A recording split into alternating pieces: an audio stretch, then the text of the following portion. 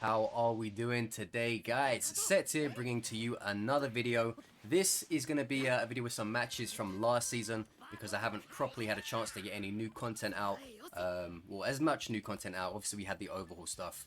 But, we've got a lot of good games from the back end of last season. I don't want to waste. I think you guys would really enjoy. So, yeah, expect over the next, so-and-so amount of time, we will be going through some videos of games that were from the back end of last season because again they're still very reasonable and relatable videos, so no reason to not get those involved. And of course, mostly the reason why I couldn't get these out sooner is because, as you may or may not know, I did have that laptop trouble, so I couldn't upload anything at all. This Derby thought he was safe, but safe is not what he was. Ain't safe in this lobby, boy. But yeah, as you can see, very strong competition here between me, Frosty, and Unknown. Found our good boy, Kota. Kota-chan! You got something for me there, boy? Taskata! There he goes. Nothing better than drinking those, what even color would you call that thing? I was gonna say rainbow, but I don't know if you can really describe the the all quirk enhancing drink as rainbow. I don't even know what would you describe that? It looks like a sunset more than anything. The sunset drink, which sounds lovely when you put it that way. Yeah, what would you describe that color shade as on the quirk enhancement kit? What would you call that? Mr. Compress. Unfortunately, no magic tricks to pull himself out of that one. We got him nice and early there.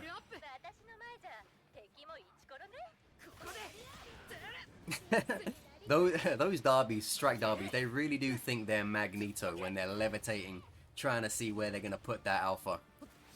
My friend, this is not X-Men Days of Future Past. However, I am about to make you a thing of the past. Cannot let a derby even sniff a breath when they go down, because these guys are going to, go Phoenix mode like their name's Jean Grey and rise from the ashes. And ashes is not what we want them to be rising from.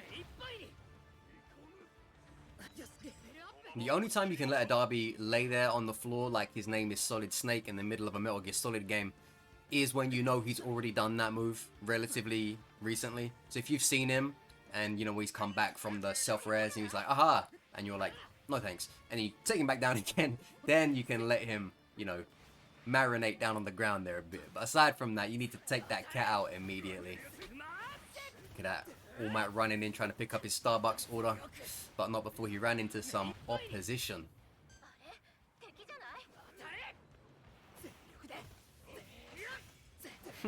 Wait, Denki was Denki was falling down through the air like they had him on wires.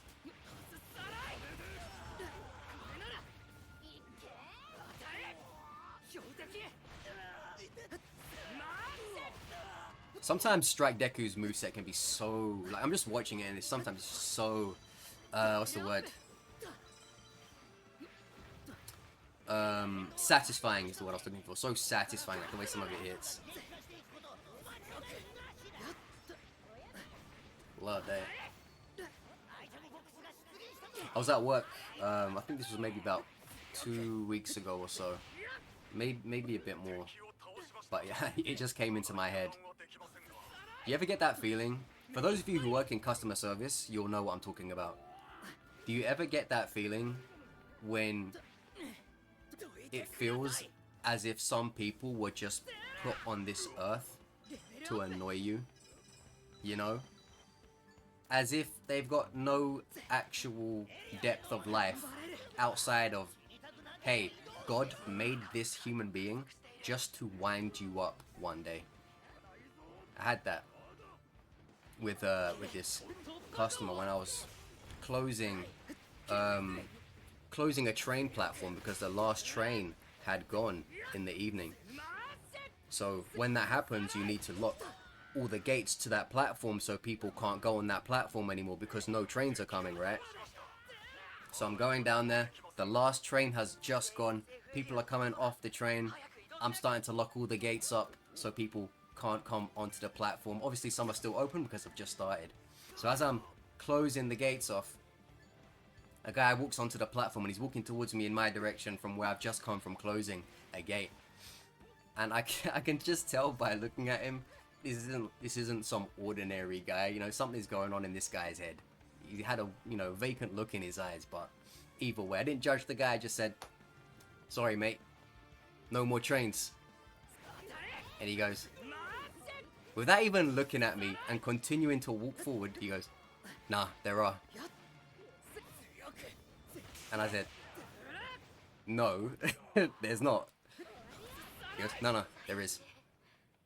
And then at this point, like, I sort of shift to sort of move in front of him, otherwise he's going to walk right past me. And I said, no, there isn't. I work here. I'm telling you, there's no more trains. And he looks at me and he goes, why?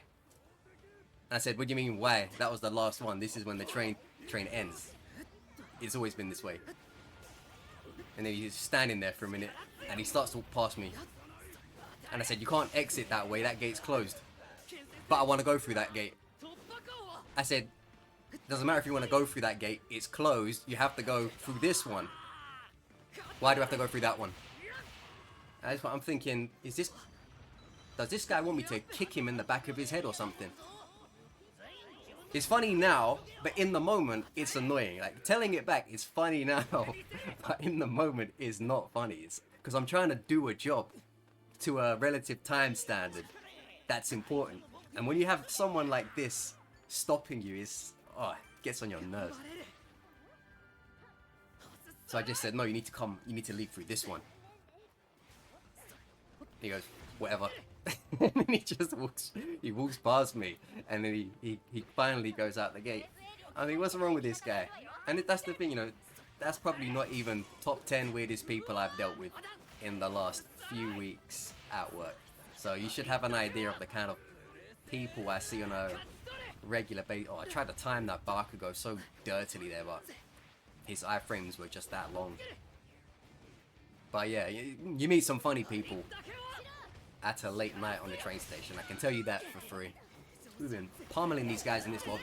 But yeah, that's the end of the story. But it just, yeah, some people just, some people you just think, are you here to just annoy me? You know, is someone paying you for this?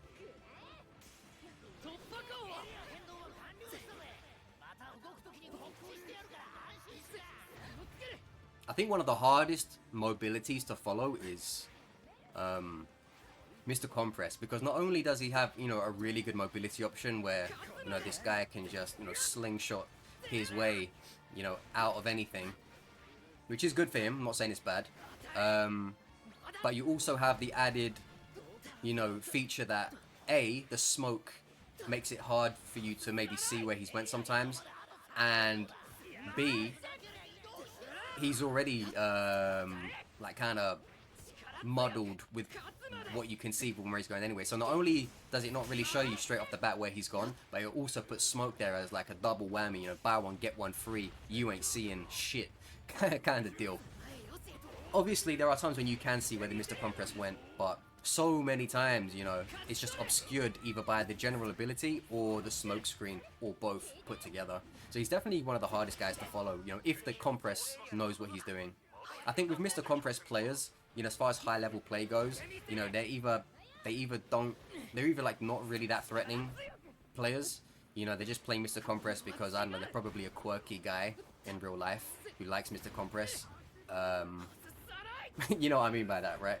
And or letter B of that, they are an absolute demon with Mr. Compress, you know, and they absolutely believe themselves to be the David Blaine of this game, and they want to perform magic inside of you, on top of you, beneath you, everywhere where their game is going to allow it to take place. So yeah, look at you see, that's the thing. Look, this is the thing. This guy, this Derby was so spiteful. When he got, this is when you know that a player is good, because he values the death of Cementos like any good player should do. When a good player is playing Cementos, you know that guy is busted and broken as hell. And that Strike Derby, he knew That's how I knew that he was good. He went out of his way into the burning sensation of the zone just to finish that Cementos, aka my teammate, off. He was like, nah, you're not doing that anymore. No more am I watching you play Jenga in this lobby. It's not happening. Because that's the thing. For some of you don't know how busted Cementos actually is when in the hands of a high level player. You know, a high level Cementos is up there for the thing of your nightmares. But some of you don't know that. And the people who do know that, they will get him out at all costs. Just think about this for a minute. Think about this for a minute, chat. Chat, comment section. Is there any two characters in this entire game that are a worst pairing when you are down on your back in the corner of a building? Strike Derby, who can flick you up like his name was Ronaldinho with his kick and then grab mess you. And then you have Denki here, the human stun gun, who wants to put 10,000 volts through your spasming body while you can only sit there and watch this like it was a TV show and not a game. Not gonna lie, in that moment I thought there's no way I get out of that, you know, when I was playing this, but somehow, some way, I managed to even stomp him with that gamma there. I managed to get out of that situation. Goes to show how much of a slippery guy I can be sometimes. A very slippery Deku.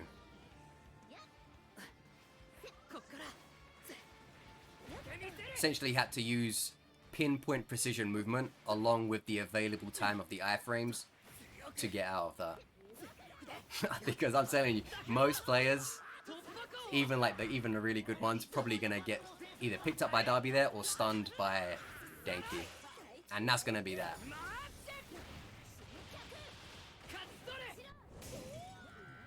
Love that. The only thing that would have made that better is if I caught the guy with my kick on the way down. You know, when it locks onto them and it drags them with them. That's the only time that would have been any better. You know, kind of like that. See what I mean? These are good games. Oh, love that catch. These are good games. Don't let this being near the end of last season stop you from watching it, because I only want to watch Season 6 games. My Hero Ultra Rumble at the end of the day. It's the same flipping game. You know, it's not as if there's a new map, you know, and all this other stuff. It's just the same stuff, but overhauls there. And some characters have been touched up differently. But yeah, that was a pretty fun one. Hopefully you guys enjoyed that. You know, and the story that came with it. Hero ga na. GG's. Love that. Game number 2, starting it off with a 1v1 against a Mirio. Let's see how that looks like. You wanted that, and you got it, brother. But at what cost? See, at this point, I thought he was going to leave it be, but he didn't leave it be. Look at that. This is one for all versus the big 3. What does it look like? That's what it looks like. Oh, yes. Love that. And I believe that's probably the end of that interaction. Never mind. Whoa, I hit that? I'm that guy. I am that guy. Do I finish this, Mirio? I do! Unbelievable. Again, some of this stuff is as new to me as it is for you, because I've forgotten it. Oh, it's always got to be an All Might. It's always an All Might. Once you see that splash of... No way. That's heartbreaking. It's always an All Might. It's always an... He came back. He's like, I'm back. With a new objective. Okay, you know what? Don't like that one bit. But what can you do? But yeah, I had that Mirio on toast in that opening. 1v1'd him so supremely. And I got off some nasty shots as well. Nasty. Nasty. Nasty. I can't even recall the last time I ever heard an American say the word nasty. Nasty. That's the thing with the British and the American accent. We go R, and you go ah, you know? Dumbass. That's how you guys say it. And we go dumbass. It's the R versus the ah. That's how it goes. But some things I think it works better in your guys' favor. Because I think when I see the word like badass, that's how I always want to say it. Oh, that's so badass. Like that's how I always want to say that word. I don't say that word a lot because I don't like how it sounds with an English accent. Badass. I don't know. It doesn't sound as good that way. It just doesn't. Like, don't get me wrong. Some stuff we say sounds better in our accent than yours, but a lot of stuff you guys say sounds better in yours. You know, it's a give and take. It's a give and take.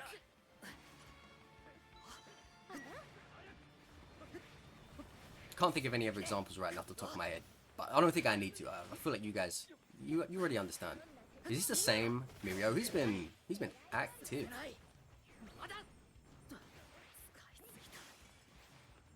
See, that's the thing. A lot of people what they struggle with. Probably could have done a beta there. But that's the thing. You get too melee happy against a Momo, and then you start being swatted like a fly.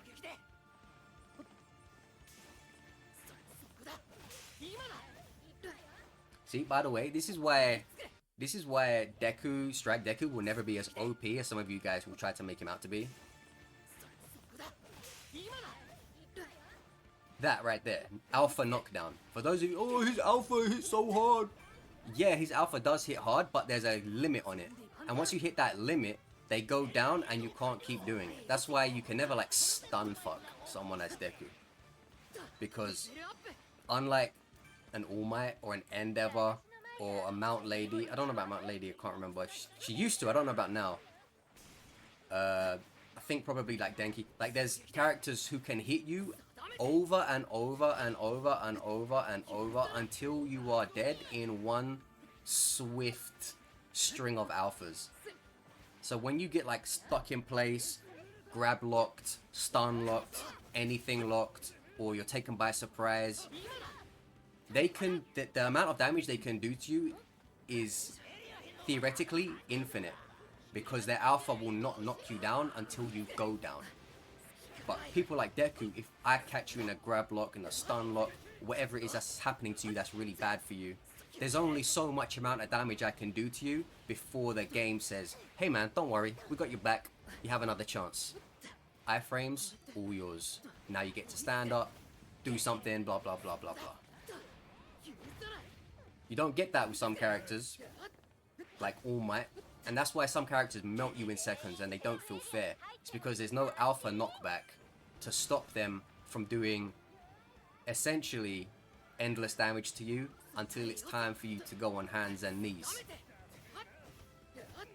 See, again, like, you know how much damage I could have done to that Mr. Compress if the game didn't stop me?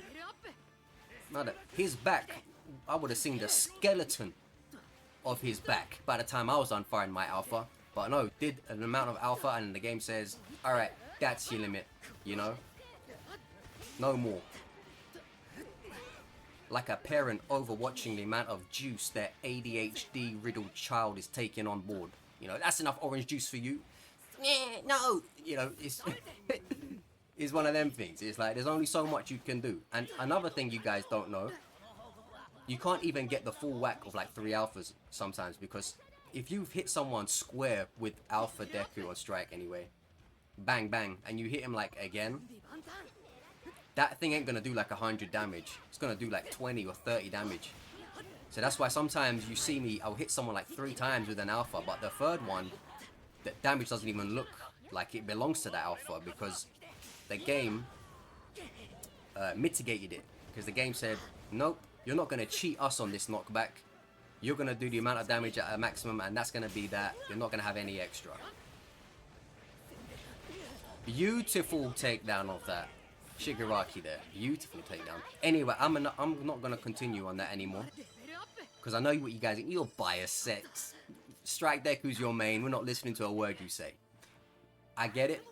But if you also know me, I am also the least biased person. Even when it comes to my own characters and mains. And I've been that way since Season 1. Those of you who have been here, you know that's how it goes. I don't BS. I say it how it is. Whether it's my main, not my main. A character I love, a character I hate. I always keep it 100. And that right there comes straight from facts, logic, and reason. You don't have to agree, but at least understand and acknowledge that all my points do have reason to them. That's why I don't think he's a busted character when you compare him to some of the other actual busted characters. I think people just pick Strike Deku as an easy target, but they don't think about the nuance of it.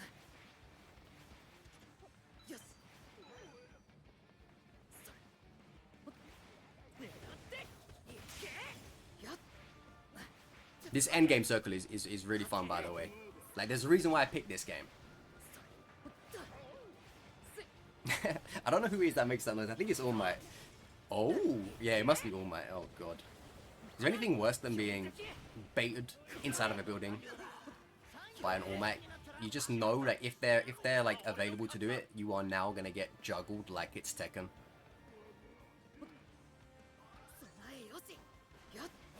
Headbutting the ceiling like it's a football for Maradona to put his noggin onto.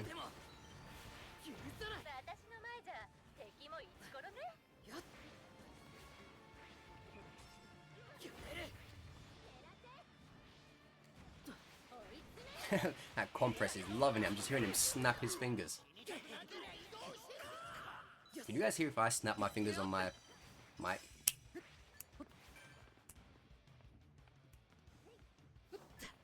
I don't know if you guys can even hear that because of like my microphone filters and stuff. I love characters who snap their fingers in relation to their moves, and I've loved that ever since Full Metal Alchemist with Roy Mustang.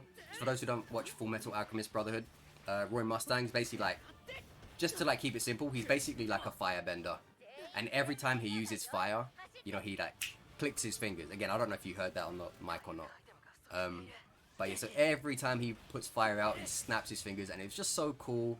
Just loved it. It was awesome. Looked cool, sounded cool, went with the character. It was great. So anytime I see someone like snap their fingers in relation to doing, you know, a special move, always think that's mad cool. Love that. Even in the First Ascendant, which is obviously, you know, a big game I'm sure most of you have heard of, the character I main in that does the same but with ice, which is a very ironic coincidence, but not one planned whatsoever. It just happened to turn out that way.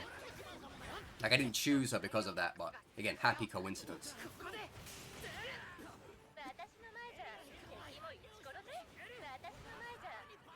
But she does that with ice. So I was going, yeah, man, I love that. I love that from me. There is, by the way, I think someone just probably thought at some point, why do you go into a random country American accent sometimes? There is no reason for it, aside from I like it. That is, it's literally it. There's no reason for it, unless for that specific context there is. Outside of it, if I go into a country American, there really is no reason for it. I really have no reason for it. Now, this is what you this is where you're gonna see some peak survival right here. This is what you call peak survival. I got this twice. He's trying to lock onto me with his gamma, his sliding basic combos. I'm saying, you have fun with that. Keep me out of it. So I'm coming up here. I'm like, I need a breather. Start drinking. Then I see that Mirio charge up. I think he's going for me, so I have to ditch the hill. And now I'm in this situation. Whoa! Ultra instinct. I knew all I had to do was hold out for that health from unknown, because I knew that was popping the group heal. So at this point, I see it in the bottom left now. I'm thinking, alright, I just need to survive. So this is why I mind game this twice by going back towards him. And I knew I baited him into making myself look so open that he had no choice but to take that opportunity. And that is when I dodged it at the last second. So I went towards him to mess him up, make him think keep the twice clone outside of the range, because the way I moved, it blocked me off with the air vent. Then did an ultra instinct Goku dodge out of that shot, which would have no doubt finished me. Survival 101. You'll never take me down alive. And this was the villain that Deku brought down. Great finish to a great match. This thing, like 10 KO games are fun and all, but in my opinion, fun matches are matches that you had to really work for to win. Again, like, don't get me wrong, 10 KO games, blah blah blah, that's nice. Oh yeah, fun, great. But these kind of lobbies where, you know, your back's against the wall, I like those victories just as much, if not more. Anyways, I think I'll probably just throw on a random match after this without any commentary. And if I do have commentary, it'll just be super random. But yeah, thanks for watching. Leave a like, leave a comment, subscribe if you haven't subscribed already. Thank you guys for the support as always. And hopefully you enjoyed the commentary, the craziness, and whatever else. So, thank you very much. See you soon. Alright, very quick endgame to finish off on. Fun one. I think you guys will like it. That's why I decided to just forget the rest of the game and throw it in here at the end. Took down the Curie, and of course, you know, clever lad went upstairs, tried to get some breathing room.